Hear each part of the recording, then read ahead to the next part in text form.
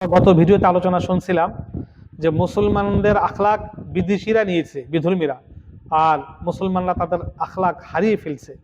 দেখেন একবার যে আমেরিকার শাসক গোষ্ঠী একটি টিম তৎকালীন সময় অনেক আগে মানে মুসলিম সাম্রাজ্যের প্রাণকেন্দ্র রাজধানী বাগদাদে তারা প্রেরণ করেছিল।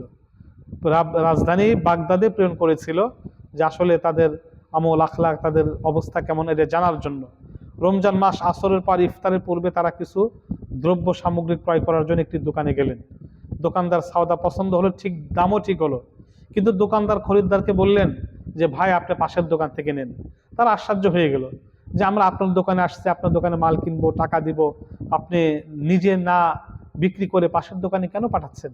সে বলল যে ভাই আজকে আমি আলহামদুলিল্লাহ যথেষ্ট বেচাকেনা করেছি, কিন্তু আমার পাশের ভাই সে এখন পর্যন্ত বেচাকেনা করতে পারে নাই, তার তো বাড়িতে পরিবার প্রয়োজন আছে, আমার তো আজকে চলবে, আপনারা মেহেরবানি করে এই দামে এই মালই আছে তার কাছ থেকে নিয়ে নেন।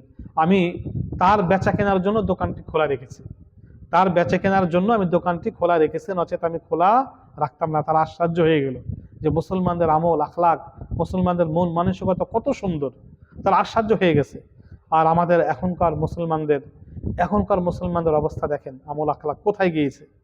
তাই মুসলমানরা অন্যের দরদে দরদি হবে, অন্যের সেবা করবে, মেহমানের সম্মান করবে। এটা মুসলমানদের ইতিহাস, ঐতিহ্য, আল্লাহ রসুলের প্রকৃত আদর্শ।